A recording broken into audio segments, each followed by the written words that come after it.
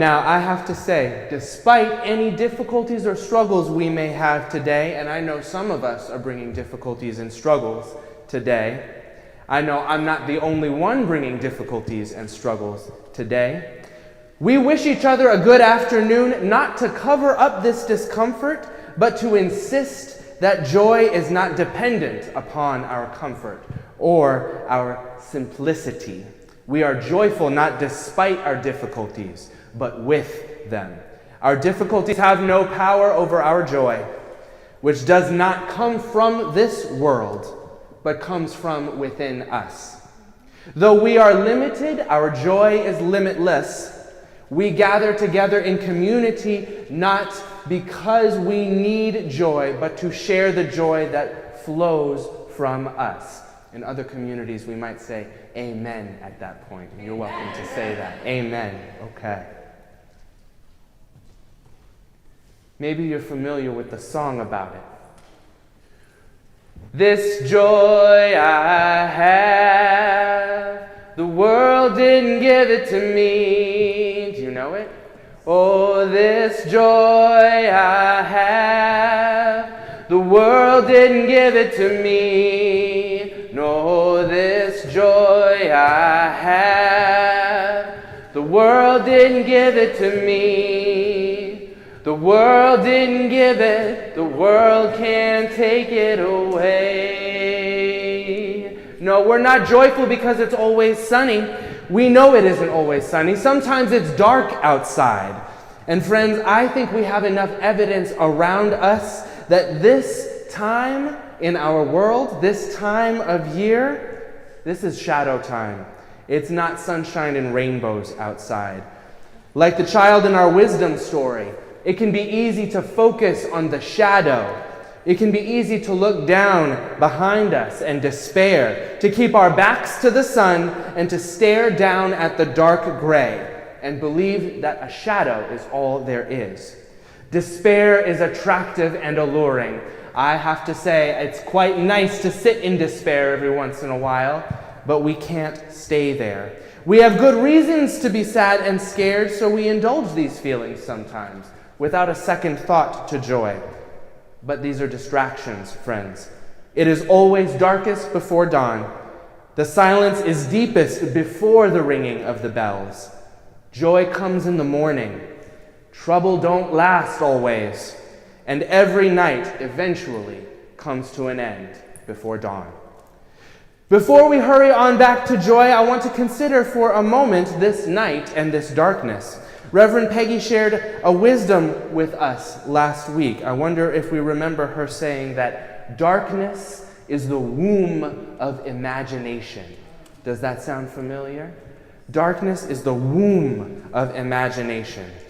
You know, I haven't been able to get that quote out of my mind. It just keeps ringing in me. It just keeps turning in my head because I think I want so badly to turn to the light, and yet I need imagination. I need my imaginings to be born. That only happens in darkness. You see, I might be preaching to you all when I say we need joy, that we cannot lose sight of our joy. But you know, I'm preaching to myself as well. You know, this has been a difficult time of my life, and this month in particular. Some of you are familiar with that. I have reached out to some of you for help and support in my difficult time. And I have come to this darkness honestly. I want to say that even those of us called to the light cannot claim to be above the struggles of the day. Still, some must fear the pain and the darkness. I promised you we won't stay there. Just around the corner on 39th Street, there is an institute dedicated to the life and work of the psychologist and psychoanalyst Carl Jung, if you're familiar with his work. He is a pioneer in articulating the concept of the shadow self. In his own words, unfortunately, there can be no doubt that a person is, on the whole, less good than they imagine themselves to be. Everyone carries a shadow. The less it is embodied in the individual's conscious life, the more intense, dense it is. At all counts, this shadow forms an unconscious snag, thwarting our well-meant intentions. What Jung is suggesting is that within each of us lies two parts of a whole: the person we want to be, and some part of us that is true but conflicts with that person we want to be. This contrast between our ideal and this shadow causes us to reject and resist the shadow. Remember, we don't like the shadow. We want to be the good things. We want to be the best of ourselves. I know I describe myself with lofty words and ideas. I like to describe myself in ways that I want to live up to. Tell me if you know what that's like. You can say amen again. I want to lead with the part of myself I strive to become. I effectively often end up ignoring that other part of me, the shadow part that I don't want to become. Let me give you an example. I'm going to be a bit more specific. See, I consider myself an honest and truthful person. You can say amen, that's okay. I do my best to present the fullness of a story or perspective transparently and with clarity. I try to share my feelings honestly, and I try to do it with integrity. I try to do it out of self-respect, but also out of respect to the listener. I try to use intentional communication. That is true. And alongside this impulse toward honesty, I also have an impulse toward harm reduction and self-protection. These impulses can sometimes work against each other. I can behave dishonestly without intending. Maybe I cover up how I really feel so as not to hurt someone's feelings. That's dishonest. Maybe I cover up my own implications in a problem because I don't want to come off like the one that made the problem or was the source of the mistake. I try to protect myself. It's dishonest. How do I love both parts of myself? The part that wants to be clear and honest and yet also leans into self-protection and minimizing self-harm. How can I love myself for who I want to be and also love myself for the real person that I am? I know this principle of the shadow holds true also in our church communities, not just in individuals.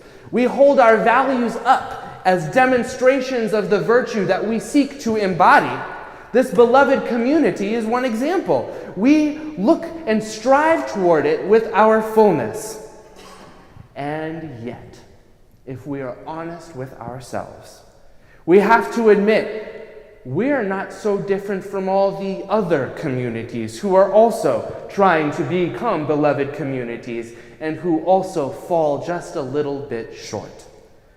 Though we intend to be pluralistic, there are limits to how many cultures can safely and distinctly interact in one space, in one community.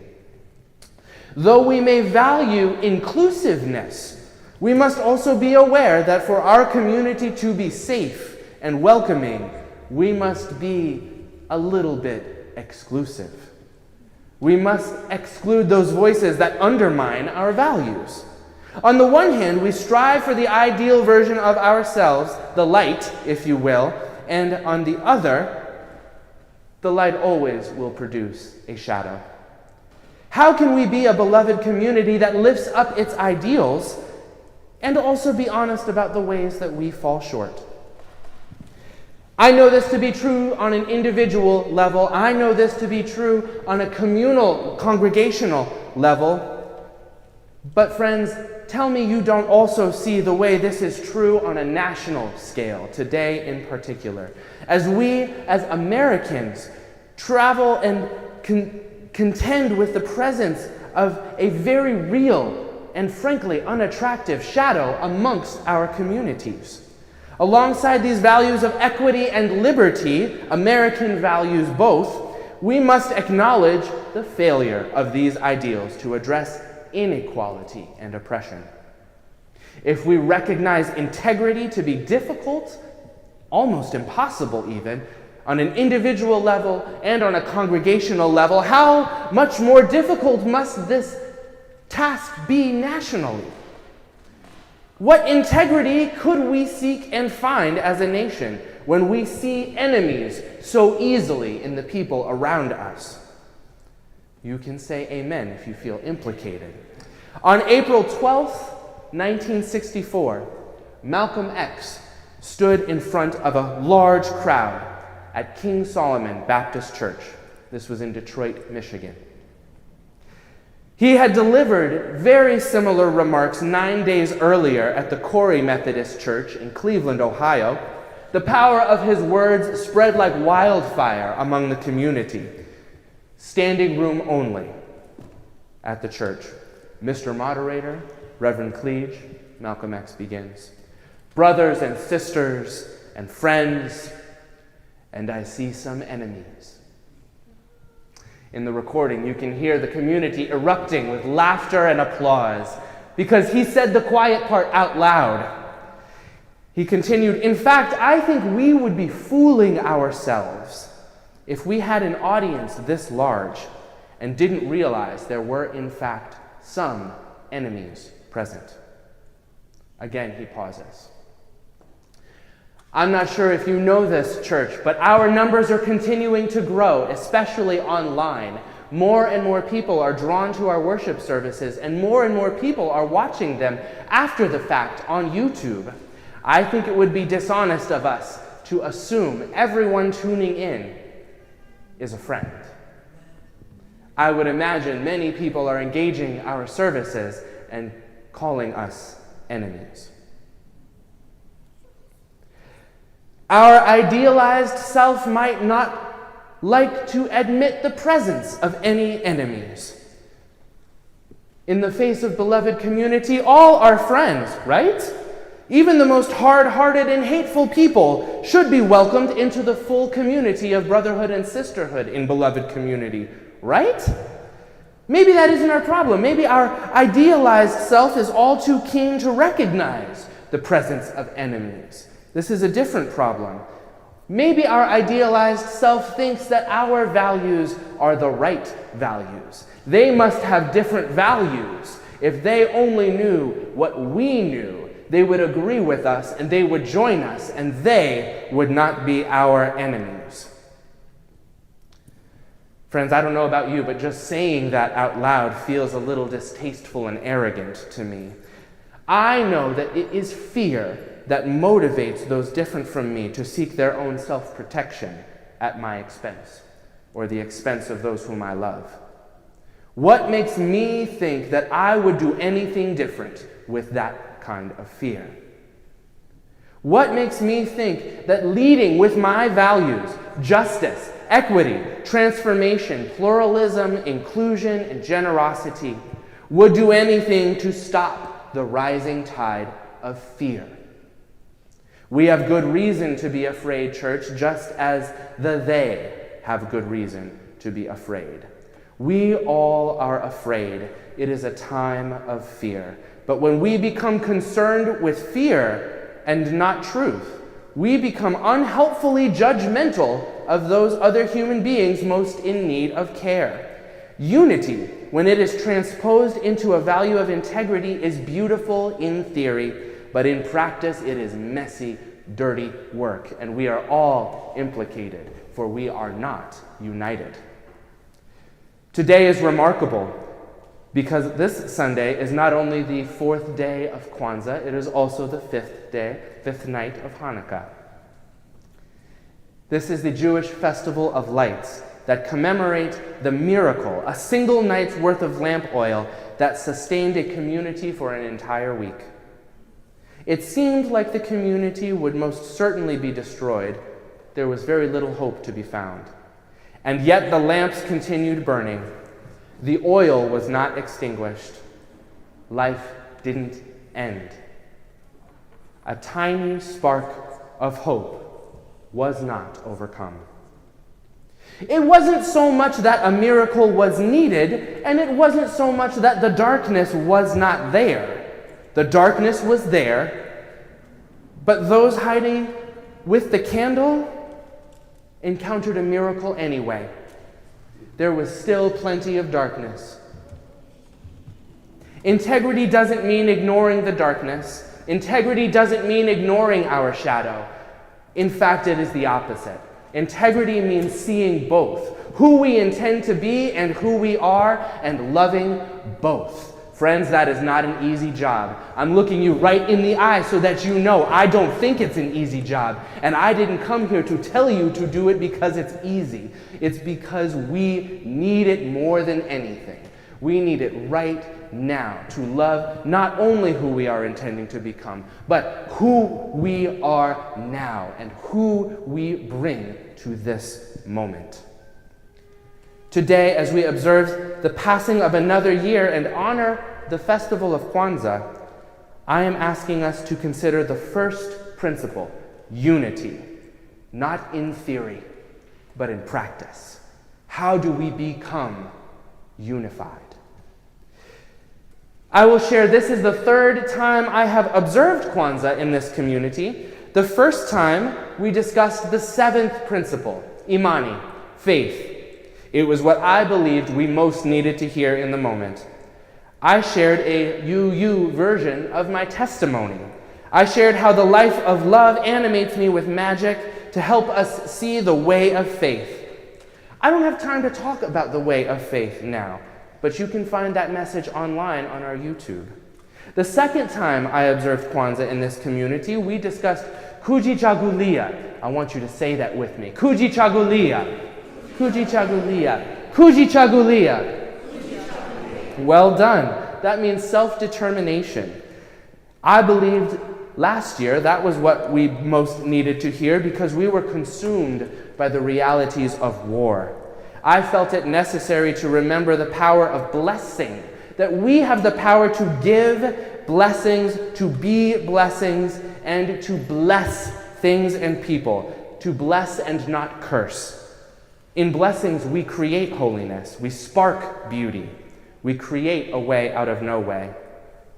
I don't have time to give that message either, but again, you know where you can find it. Today we're talking about unity, because today I believe it is what we most need to hear. Unity does not mean perfection. Unity does not mean stomping down the bits and pieces of ourselves that are different or unsociable. Unity does not mean politically acceptable. We don't gather around the lowest common denominator of what we think people can accept. Unity means standing on the side of the messy, dirty world. It means putting away our perfection so that we might become love instead. Our opening quote tells us that it is easy to love the light, it's easy to admire the sun, but it takes great courage to love the corners of our hearts, to forgive ourselves for our flaws, to give ourselves a pat on the back, to truly accept who we are. Now, how many of you have honestly tried to do that before? Honestly tried to love the dark corners of your heart? Honestly tried? I see some show of hands, and you deserve some applause, because that is difficult work. That is hard to do. And I will admit that my efforts to do that have been unsuccessful. I am doing my best to love myself just as I am and for who I want to be. And I believe that each and every one of us has the capacity to be that love, but not alone.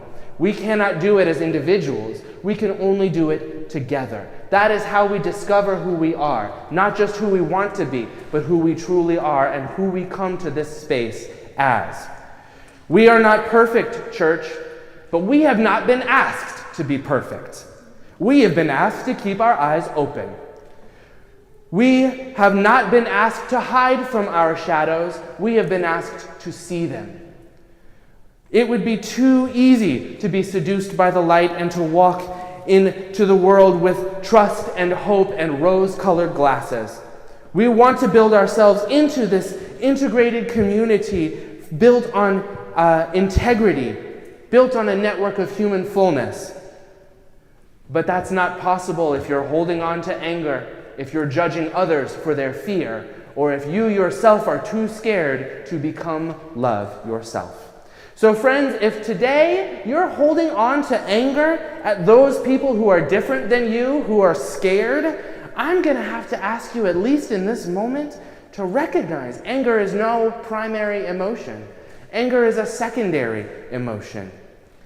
Perhaps anger is really fear for you also. Maybe you are scared of what is to come. Maybe not. Maybe you are sad. Or maybe you're just embarrassed because someone saw you for who you were and you were trying to show them the pretty part. If you would rather not share the secrets of your heart, I don't blame you. I mentioned I would rather not also. But just know, everything you bring to this community, your ideal self and your shadow, is welcome here. We were not asked to be perfect. We were just asked to be. And congratulations, y'all are. We've done it. Here we are. It is not your responsibility to be everything for all people. It is just your responsibility to be yourself. Who you are right now is beloved. What you bring to this place right now is beloved. Maybe we forgot what amen means, but that's when you say something that you connect to, that you resonate with. When I say that you do not have to be perfect, you just have to be yourself, you say. You do not have to be something, you do not have to be everything for all people. You just have to be, you say. Thank you. Let us love each other here and now in this space, not because we like those who gather around us, but because we need them and they need us. If you didn't know that, all of the people around, go ahead and look around. These people who are sitting around you need you too. We need each other, not for how we would like to be, but just for who we are right now. We struggle in this not knowing. We struggle with our shadows. We struggle with our fear, but that struggle is called holy. Those among us who have had the worst month, me included, have discovered blessings we could not have imagined, not because we are alone, but because we are together, because we need each other, because we are each other. That joy we have been celebrating all month, you remember the joy we talked about at the very beginning? The joy that's not dependent on us being perfect, the joy that's not dependent on us having no struggles. Do you remember the joy that we bring even in our darkest times, even in the midst of shadows? That joy is here now too. That joy is present and available to anyone who would reach out and grab it. That joy comes from inside of us. That joy, our difficulties and our struggles have no power over it. Our joy is limitless. We gather together in community with our shadows, not as we hope to be, but just as we are. And it is this collective witness, this gathering, where we proclaim real joy. Amen.